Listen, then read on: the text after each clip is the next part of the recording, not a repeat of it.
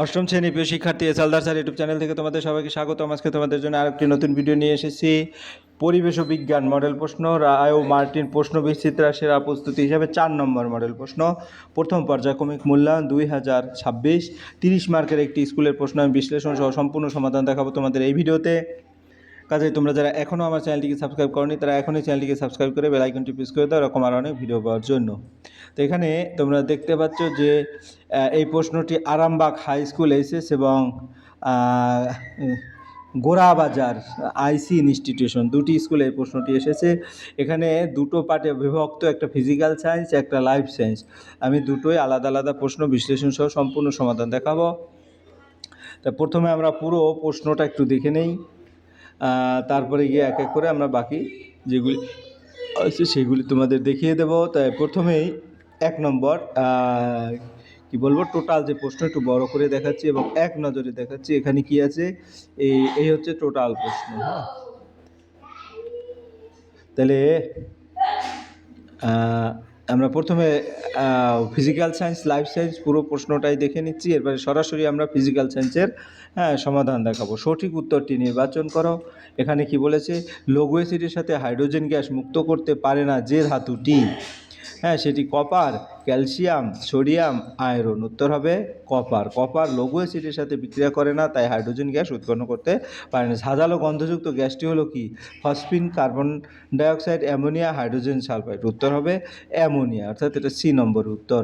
অর্থাৎ একের 1 2 হয়ে গেল। এরপর 3, জলের চাপ ক্রিয়া করে শুধু নিচের দিকে, শুধু উপরের দিকে, শুধু পাশের দিকে, না সব দিকে। উত্তর হবে তোমার সব দিকে। তরলের চাপ সব দিকে সমানভাবে ক্রিয়া করে, উপর নিচ পাশ সব দিকে। সময় বাড়ার সঙ্গে সঙ্গে অবাধে পতনশীল বস্তুর বেগ ক্রমশ বাড়ে, ক্রমশ কমে, একই থাকে, অর্থাৎ ক্রমশ বাড়ে। অবাধে পতন বস্তুর বেগ সময়ের সাথে সাথে বাড়তে থাকে, এটা মধ্যাকর্ষণের কারণে।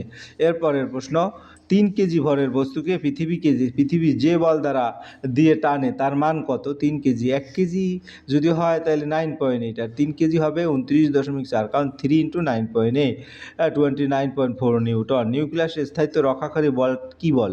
নিউক্লিয় বল, এ নম্বর উত্তর। হ্যাঁ, এরপরে আমরা চলে যাব 2 নম্বরের প্রশ্ন। বায়ুমণ্ডলীয় চাপে 6টি প্রশ্নের উত্তর বলছে। এখানে বায়ুমণ্ডলীয় চাপে জল পারদ অপেক্ষা কত গুণ বেশি উঠতে পারে? বায়ুমণ্ডলীয় চাপে জল পারদের তুলনায় প্রায় 13.6 গুণ বেশি উচ্চতায় উঠতে পারে, কারণ পারদের ঘনত্ব জলের থেকে 13.6 গুণ বেশি, তাই একই চাপে জল বেশি উপরে ওঠে। কখনো কোনো বস্তু ডুবে ভাসে, কোনো বস্তু ভাসে যখন তার ঘনত্ব তরলের ঘনত্ব থেকে কমে যায়, আর ডুবে যায় যখন তার ঘনত্ব তরলের থেকে বেশি হয়। এরপরের প্রশ্ন, ফেরাস সালফাইডের সঙ্গে লঘু সালফুরিক অ্যাসিডের বিক্রিয়ায় কোন গ্যাস উৎপন্ন হয়? ফেরাস সালফাইড, এই যে বিক্রিয়াটা আমরা দেখতে পাচ্ছি, লঘু সালফুরিক অ্যাসিডের বিক্রিয়া ফেরাস সালফাইড এবং হাইড্রোজেন সালফাইডের মতো। এই গ্যাস পচা ডিমের মতো গন্ধ থাকে। ম্যাগনেসিয়াম ডাইঅক্সাইডের বর্ণ কি? ম্যাগনেসিয়াম ডাইঅক্সাইডের বর্ণ সাদা, এটি একটি সাদা বর্ণের যৌগ। এরপরের প্রশ্ন হচ্ছে, কাচকে সিল্ক দিয়ে ঘষলে কাচ ও সিল্ক কোন কোন আধান গ্রহণ করে? কাচ সিল্ক দিয়ে ঘষলে কাচে ধনাত্মক আধান তৈরি হয় এবং সিল্কে ঋণাত্মক আধান তৈরি হয়, কারণ ইলেকট্রন কাচ থেকে সিল্কে যায়। কোনো বস্তুকে ন্যূনতম কত বেগে ছোড়া হলে তার পৃথিবী আকর্ষণের বাইরে চলে যাবে? ন্যূনতম বেগ 11.2 কিলোমিটার পার সেকেন্ড, যেটাকে বলে এসকেপ ভেলোসিটি। এই বেগে ছুড়লে বস্তু পৃথিবীর আকর্ষণ ছেড়ে বাইরে চলে যায়। এরপরের প্রশ্ন, ম্যাঙ্গানিজ ডাইঅক্সাইডের বর্ণ কি ও সবচেয়ে হালকা এবং সবচেয়ে ভারী ধাতুর নাম লাগবে? 7 নম্বর, সবচেয়ে হালকা ধাতু লিথিয়াম এবং সবচেয়ে ভারী ধাতু অসমিয়াম। ঘনত্বের ভিত্তিতে এটি নির্ধারণ করা হয়। O2 - Cl - আয়ন দুটি সর্বোচ্চ কক্ষে ইলেকট্রনের সংখ্যা কত? O2 - আয়নে ইলেকট্রনের সংখ্যা হচ্ছে 8 এবং ক্লোরিন আয়নে ইলেকট্রনের সংখ্যা বহিঃস্থ স্তরে 8, দুটোই স্থিতিশীল অক্টেট গঠন করে। পরের প্রশ্ন, নিচের প্রশ্নগুলোর সংক্ষিপ্ত উত্তর দাও। 10 কেজি ভরের একটি ব্লক টেবিলের উপর রাখা আছে। ব্লক ও টেবিলের সংযোগস্থলের ক্ষেত্রফল 0.25 মিটার স্কোয়ার হলে চাপের মান কত? চাপের মান দেওয়া আছে। ভর এম হচ্ছে 10 কেজি, ক্ষেত্রফল এ 0.25 মিটার স্কোয়ার, জি হচ্ছে 9.8 মিটার পার সেকেন্ড স্কোয়ার, বল এফ সমান mg, 10 × 10⁻, অর্থাৎ দুটো মান বসিয়ে দিচ্ছি। চাপের সূত্র পি সমান F/A, পি এর মান 98 আর এ হচ্ছে 0.25, অর্থাৎ 392 নিউটন পার মিটার স্কোয়ার। 3 1 হয়ে গেল। এরপর 3 2, পদার্থ অক্সাইডগুলোর প্রকৃতি লেখো। জিঙ্ক হ্যাঁ, carbon dioxide, magnesium oxide, aluminium oxide, zinc oxide উভধর্মী অক্সাইড, অর্থাৎ 1 নম্বরে উভধর্মী। তারপরে কার্বন ডাইঅক্সাইড হচ্ছে অম্লীয় অক্সাইড, ম্যাঙ্গানিজ অক্সাইড হচ্ছে ক্ষারকীয় বেস যেটা আর কি। তারপরে অ্যালুমিনিয়াম অক্সাইড হচ্ছে উভধর্মী অক্সাইড। এরপর উভধর্মী মানে অ্যাসিড ও ক্ষার উভয়ের সঙ্গে বিক্রিয়া করে।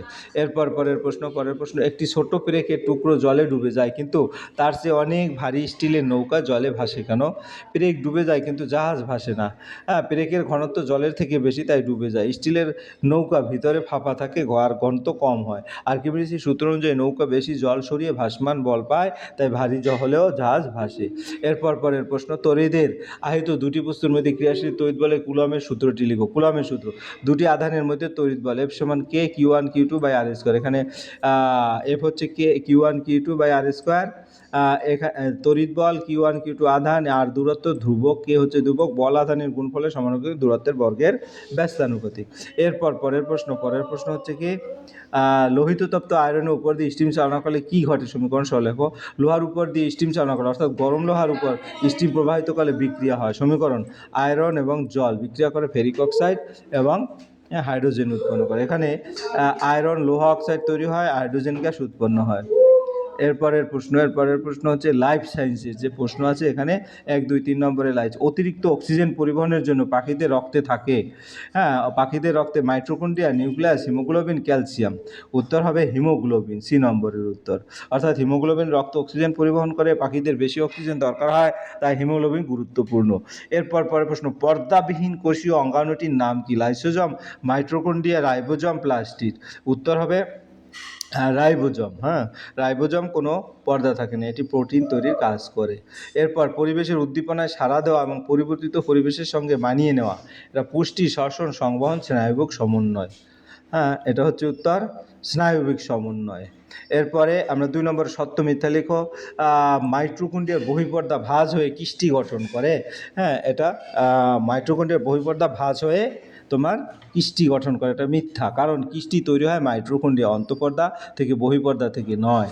তারপরে বিষয়দৃশ্য শব্দটি 2 নম্বর, ক্রোমোজোম সংখ্যার সঙ্গে প্রজাতির কী সম্পর্ক? প্রতিটি প্রজাতির নির্দিষ্ট ক্রোমোজোমের সংখ্যা থাকে, যেমন মানুষের 46টি ভিন্ন প্রজাতিতে ভিন্ন সংখ্যা, তাই ক্রোমোজোমের সংখ্যা প্রজাতি শনাক্ত সাহায্য করে।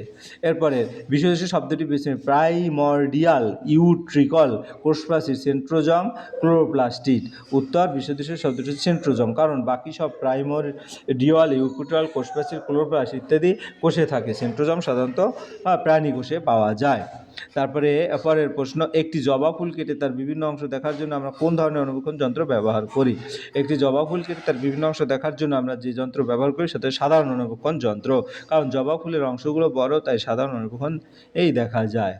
এরপর পরের প্রশ্ন, ভাজক কলা ড্যাশ, স্থায়ী কলা বর্জ্য পদার্থ। ভাজক কলা হচ্ছে বিভাজন, স্থায়ী কলা হচ্ছে বর্জ্য পদার্থ। ভাজক কলা কোষ বিভাজনের মাধ্যমে বৃদ্ধি ঘটায়, স্থায়ী কলা বিশেষ কাজে করে, যেমন বর্জ্য সংশ্লেষণ।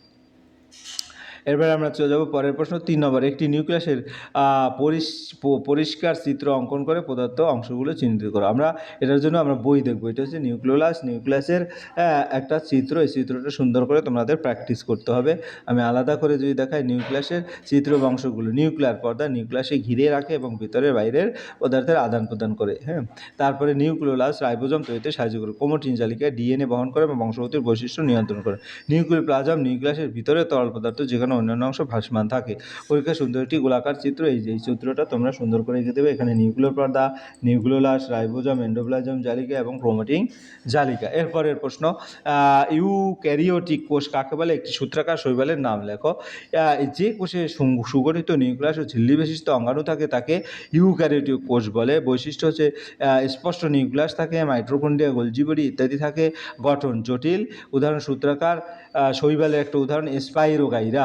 এরপরে পরের প্রশ্ন হচ্ছে তোমার রাইবোজোম কোথা থেকে উৎপত্তি লাভ করে এবং ক্যান্সার আক্রান্ত কোষে কোন কোন অঙ্গাণুর সক্রিয়তা বৃদ্ধি পায়?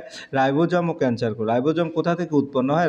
নিউক্লিয়াসের ভিতরে নিউক্লিয়াস থেকে উৎপন্ন হয়। ক্যান্সার কোষ থেকে কোন অঙ্গাণুর সক্রিয়তা বাড়ে?